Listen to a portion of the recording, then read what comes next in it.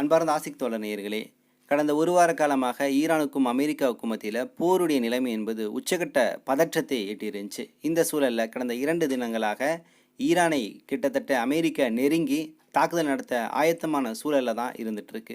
So சமீபமாக Iran இன்னைக்கு என்ன பண்ணிகிட்ருக்கு, அமெரிக்காவுடைய நிலைப்பாடு என்ன, ஈரான் தன்னை எப்படி பாதுகாத்து கொள்ள போகுது அப்படிங்கிற பல விஷயங்களை குறித்து தான் இந்த காணொலியில் பார்க்க போகிறோம்.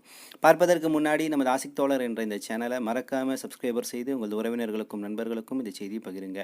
மறக்காமல் கீழே இருக்கக்கூடிய பெல் ஐக்கானை கிளிக் பண்ணுங்கள். இதன் வழியாக நமது செய்திகள் உடனுக்குடன் உங்களை வந்தடையும். வாங்க செய்திகளுக்குள்ளே போவோம். என் பேரன்புமிக்க தோழர்களே, ஈரானுக்கும் அமெரிக்காவுக்கும் உண்டான இந்த போருடைய பதற்ற நிலை என்பது கடந்த ஒரு வார காலமாக உச்சகட்டத்தை எட்டியிருக்கு. ஆனால் என்னைக்கு பலஸ்தீன் இஸ்ரேல் போர் ஆரம்பிச்சிச்சோ அந்த இடத்துலேருந்தே அமெரிக்காவுக்கும் ஈரானுக்குமான போர் என்பது எப்பொழுதும் வேணாலும் மூலும் அப்படிங்கிற சூழல் தான் இருந்துச்சு. அதற்காக பல்வேறு விஷயங்களை மேற்குலக நாடுகள் திட்டமிட்டு கொண்டே இருந்துச்சு. அடிப்படையில் ஈரான் அணு ஆயுதங்களை தயாரிக்குது அப்படிங்கிற அந்த குற்றச்சாட்டின் அடிப்படையில் ஈரான் மேலே ஏதாவது வகையில் ஒரு பொருளாதார தடையை ஏற்படுத்தணும், ஒரு பொருளாதார அடிப்படையில் அதற்கு பெரிய அளவில் வரி விதிப்பை ஏற்படுத்தணும், ஆட்சி கவிழ்ப்பு செய்யணுங்கிற அடிப்படையில் பல்வேறு திட்டங்கள் என்பது இடப்பட்டு கொண்டு தான் இருந்துச்சு. ஸோ அதோடைய உச்சகட்டமாகத்தான் கடந்த ஒரு மாதமாக ஈரானுடைய குறிப்பிட்ட சில பகுதிகளில் வேலையில்லா திண்டாட்டம், பொருளாதார வீழ்ச்சி, பெண்ணுரிமை இங்கே இல்லை அப்படின்னு சொல்லிட்டு மனித உரிமை மீறப்படுகிறதுன்னு பல்வேறு குற்றச்சாட்டுகளை முன்வைத்து அந்த நாட்டுக்குள்ளே கிளர்ச்சி என்பது நடந்துச்சு.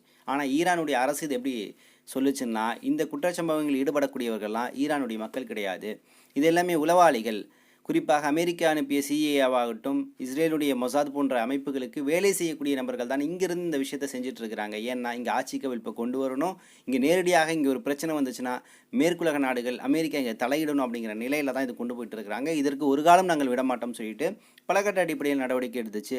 பல்வேறு ஈரானுடைய ஹேக்கர்ஸ் எல்லாம் சேர்ந்து பல்வேறு இன்டர்நெட் சேவை போன்ற விஷயங்கள் அதிகமாக பயன்படுத்தும் போது அதை முடக்கக்கூடிய வேலை, எலான் மஸ்குடைய ஸ்டார்லிங்க் அந்த இணைய சேவையை முடக்கக்கூடிய வேலைன்னு சொல்லிட்டு பல விஷயங்களை செஞ்சுட்டு இருந்தாங்க. ஸோ இந்த சூழலில் தான் ட்ரம்ப்பு தெளிவாக ஓப்பனாகவே சொல்லிட்டார், ஈரான் மேலே நாங்கள் என்ன பண்ண போகிறோம், போர் தொடுக்க போகிறோம் அப்படிங்கிற அடிப்படையில் சில அறிவிப்புகளை வெளியிட்டார்.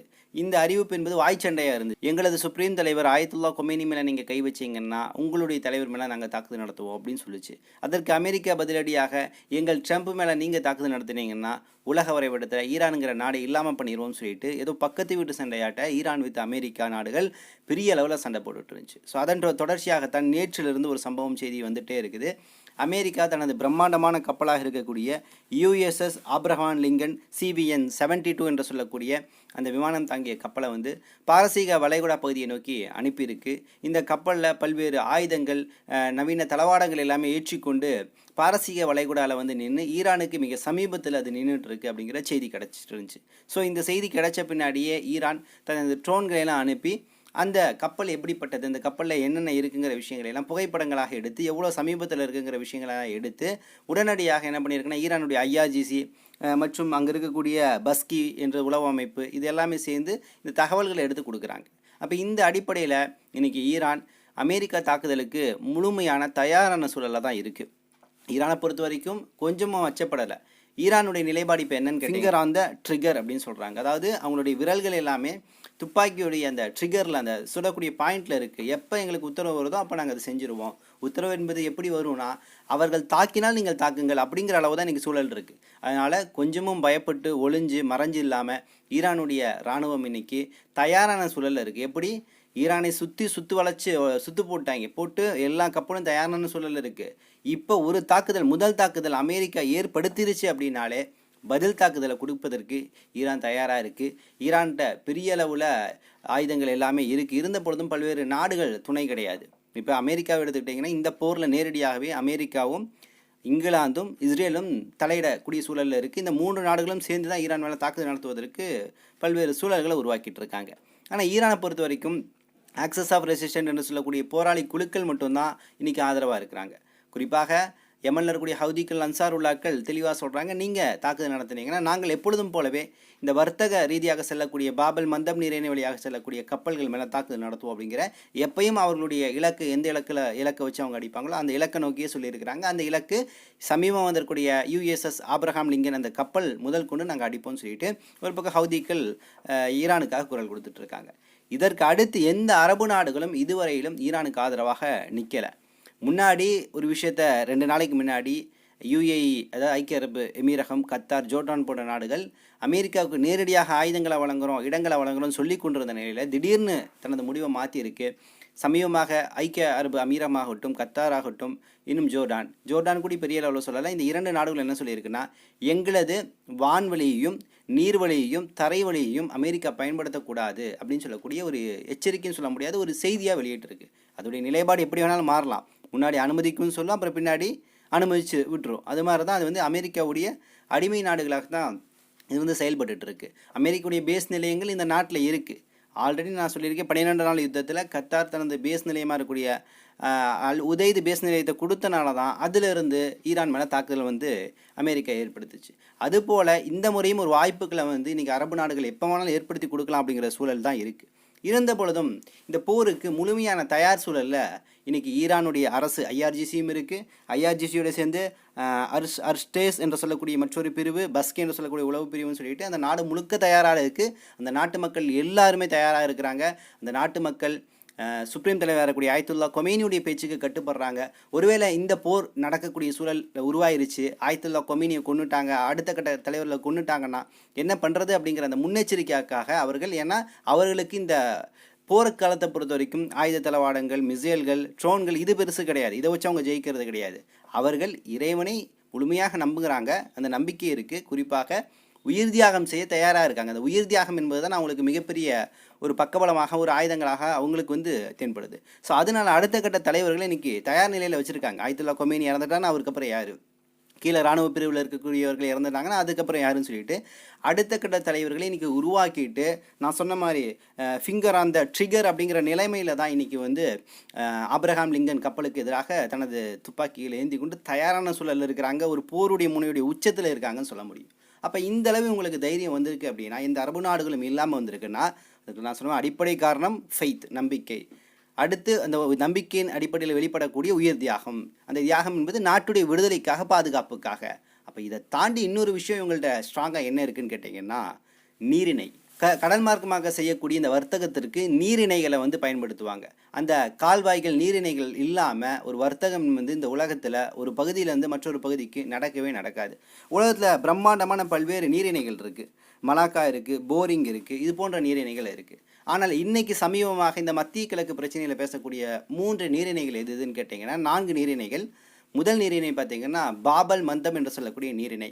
இந்த நீரிணையை பொறுத்த வரைக்கும் ஹவுதிகள், அன்சார் உல்லாக்கள் இவ்வளவு நாட்கள் மேற்குலகம் செல்லக்கூடிய கப்பல்கள் மீது தாக்குதல் நடத்தினாங்கல்ல, அந்த தாக்குதல் நடந்த இடம்தான் இந்த பாபல் மந்தம் நீரிணை. இது ஒரு பிரம்மாண்டமான நீரிணை தான். இது இயற்கையாக உருவான நீரிணை. இந்த நீரிணையை தாண்டி தான் என்ன பண்ண முடியும், இவர்கள் செங்கடல், அரபிக்கடல், மத்திய கிழக்கு தரைக்கடலை நோக்கி அவங்க பயணிக்க முடியும். ஸோ இது ஒரு முக்கியமான நீரிணை. இதற்கப்புறம் சூயஸ் கனல் இயற்கையாக கிடையாது, செயற்கையாக உருவாக்கப்பட்ட ஒரு நீரிணைன்னு சொல்லலாம். ஸோ இந்த நீரிணை வழியாக என்ன பண்ணிகிட்டு இருப்பாங்கன்னா, மேற்குலகத்திற்கு பல்வேறு பொருட்கள் ஏற்றுமதி செய்யப்பட்டு கொண்டே இருக்கும் கப்பல் வழியாக. ஸோ இந்த சூயஸ் கனலை பொறுத்த வரைக்கும் இதை யாருடைய கண்ட்ரோலில் வச்சுருக்காங்கன்னு கேட்டிங்கன்னா, எகிப்து தனது கண்ட்ரோலில் வச்சுருக்கு. எகிப்து எந்த அளவு வச்சுருக்குன்னா, எகிப்தும் அதை தாண்டி அது ஏடன் வளைகுடா வரைக்கும் அது பறந்து விரிந்து செல்லும். சூயஸ் கனல் வழியாக அவங்க போய் மத்திய தரைக்கடையில் அவங்க அடைய முடியும். ஸோ அது எகிப்துடைய கண்ட்ரோலில் இருக்குது. ஸோ இந்த 2 நீரிணையை பார்த்துட்டோம்.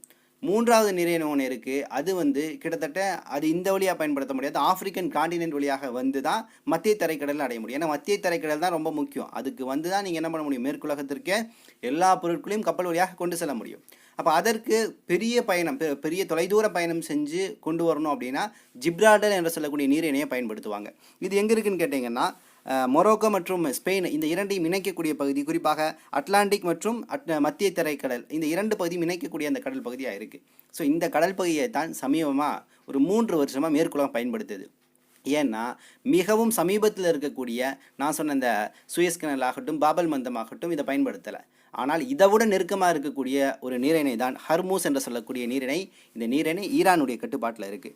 ஈரானை பொறுத்த வரைக்கும் இது முழுமையாகவே இங்கே ஆதிக்கம் செலுத்துது. பொருளாதார ரீதியாக இராணுவ ரீதியாக இந்த ஹர்மூஸ் நீரிணை என்பது ரொம்ப முக்கியம்.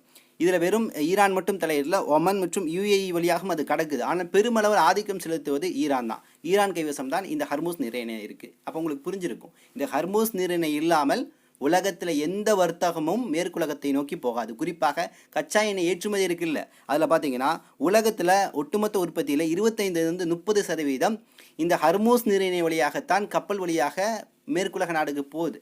இப்போ இந்த ஹர்மூஸ் நீரிணையை வந்து சமீபமாக கிட்டத்தட்ட அந்த அறிவிப்புகள் தான் வந்துருக்குது. ஈரான் முடக்கிருச்சு அப்படின்னா உலக பொருளாதாரம் கடுமையான அளவில் வீழ்ச்சி அடையும். இது பொருளாதார தற்கொலைன்னு சொல்லலாம். அந்த அளவுக்கு ஒரு பெரிய ஒரு விளைவை உலகம் முழுக்க ஏற்படுத்தும். நான் சொன்ன மாதிரி மேற்குலகத்துக்கு ஏற்படுத்தும், அதே போல் ஆசிய நாடுகளுக்கும் ஏற்படுத்தும். ஜப்பான், சைனா, இந்தியா, இலங்கையெல்லாம் பெட்ரோல் வேற தாறுமாறாக ஏறப்போகுது. சீனாலையும் சரி, ஜப்பான்லையும் சரி, இந்தியாவில் அதை விட பயங்கரமான ஒரு பொருளாதார வீழ்ச்சி ஏற்பட்டு மிகப்பெரிய உலகம் பாதிக்கப்படக்கூடிய சூழலில் இருக்குது. ஏன்னா இந்த ஹர்மூஸ் நீரிணை அந்த அளவு ரொம்ப முக்கியம். இந்த ஹர்மூஸ் நீரிணை பார்த்திங்கன்னா கிட்டத்தட்ட 167 கிலோமீட்டர் தூர பயணம் இருக்குது, 39 கிலோமீட்டர் அகலம் இருக்குது. இந்த ஹர்மூஸ் நீரிணை தான் உலகத்தில் இது இயற்கையான நீரிணை தான்.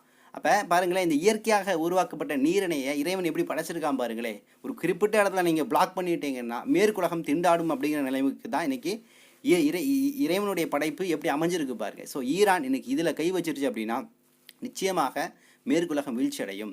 குறிப்பாக அமெரிக்காவுடைய டாலர் வரலாறு காணாத அளவுக்கு வீழ்ச்சி அடையும். 1970 இந்த டாலருடைய ஆதிக்கம் இருக்குல்ல, இது அமெரிக்கா அதிகமாக செஞ்சுட்டு இருக்கு. உலகத்தில் இருக்கக்கூடிய எல்லா நாடுகள் மேலேயும் ஒரு மாய வலையை, ஒரு போலியான வலையை விரித்து அவர்கள் அதை சிக்க வச்சிருக்கு அப்படின்னா அது நிச்சயமாக இந்த பெட்ரோ டாலர் என்று சொல்லக்கூடிய இந்த அமெரிக்காவுடைய டாலர் தான். ஸோ இந்த டாலர் தான் இன்றைக்கி எல்லா நாட்டிலையும் பயன்படுத்தப்படுது. ஆனால் இன்றைக்கி பிரிக்ஸ் போன்ற அமைப்புகள் என்ன பண்ணுதுன்னா, டாலருக்கு பொதுவாக அந்தந்த நாட்டிலேயே நாங்கள் என்ன பண்ணிடலாம், அவங்க நாட்டிலேயே வந்து நாங்கள் அவங்களுடைய பண மதிப்பை பயன்படுத்திக்கிறோம். ரூபாய், எண்ணு, யுவானு இது போன்ற நாணயங்களை நாங்கள் பயன்படுத்திட்டு வியாபாரம் செஞ்சுக்கிறோம்னு சொல்லிட்டு இன்றைக்கி பிரிக்ஸ் ஒரு அமைப்பு உருவாக்கி புதிய நாணய முறையும் அல்லது அந்த நாட்டுடைய பணத்தை பயன்படுத்தி வர்த்தகம் செய்யக்கூடிய ஒரு நிலையை உருவாக்கிட்டு இருக்கு. ஆனால் இதன் மூலம் அமெரிக்க டாலர் வீழ்ச்சி அடைஞ்சிருச்சு அப்படின்னா அமெரிக்கா மிகப்பெரிய பொருளாதார சிக்கலில் மாட்டி முழிக்க போகுது அப்படின்னு தான் பார்க்க முடியுது. அந்த அடிப்படையிலும் இன்னைக்கு ஹர்மூஸ் நீரிணை முடக்கப்பட்டு விட்டால் இந்த டாலர் வந்து வீழ்ச்சி அடையும், பொருளாதார வீழ்ச்சி மேற்குலகத்துக்கு மிகப்பெரிய அடையும் அப்படிங்கிறத மாற்றுக்கிறது கிடையாது. இவ்வளோ பிரச்சனைகள் அங்கே இருக்குது. எரிபொருள் சக்தியெல்லாம் மேற்குலகத்துக்கு எதுவுமே கிடைக்காது. இந்த சூழலில் தான் இன்றைக்கி வந்து அமெரிக்க மக்கள் ஆகட்டும், ஈரான் மக்கள் ஆகட்டும், இந்த போரில் வந்து கிட்டத்தட்ட அப்பாவி மக்கள் தான் இறக்க போகிறாங்க. அதுதான் பெரிய கவலை. ஆனால் அமெரிக்க மக்கள் இன்றைக்கி களத்துலேருந்து போராடிட்டு இருக்காங்க. ட்ரம்ப் தேவையில்லாத வேலை பார்க்குறாரு, தேவையில்லாத போர் சூழல் உருவாக்கிட்டு இருக்கிறாரு. இதனால் மனித குலத்தில் மிகப்பெரிய அழிவு ஏற்பட போகுதுன்னு சொல்லிட்டு இன்றைக்கி அமெரிக்காவில் போராட்டங்கள் நடக்குது. ஈரானை பொறுத்த வரைக்கும் அந்த மக்கள் தயாராக இருக்கிறாங்க. ஈரானை வந்து போர் செய்ய வேணான்னு சொல்லலை. ஏன்னா போருக்கு ஒருத்தன் தேடி வரான், உன்னை கொல்ல வரான், உன் மக்கள் எல்லாத்தையும் அழிக்க வரான். அப்படிங்கும் போது அந்த மக்கள் என்ன சொல்லுவாங்க, என்னமோ நடக்கட்டும், வாழ்வோ சாவோ, உன்னை கையில் ஒரு கை பார்த்துருவோம் அப்படின்னு தானே நிற்பாங்க. அது போல தான் இன்றைக்கி ஈரானில் பல கோடி மக்கள் எல்லாமே இன்றைக்கி ஐஆர்ஜிசி இராணுவத்திற்கும் ஈரானுடைய அரசுக்கும் துணையாக இன்றைக்கி நின்று கொண்டு ஆயத்துல்லா கொமைனியை பாதுகாக்கக்கூடிய ஒரு இடத்துல வந்து அவருடைய சொல்லுக்கு கட்டுப்பட்டு இன்றைக்கி களத்தில் நின்றுட்டு இருக்காங்க அப்படிங்கிற விஷயங்கள் நம்மளால் பார்க்க முடியுது. அப்போ நான் சொன்ன அடிப்படையில் இந்த போர் என்பது பல விஷயங்கள் இதில் அடக்கப்படுகிறது. இது ஒரு மதவாத பூராக மாறக்கூடிய சூழல் இருக்குது.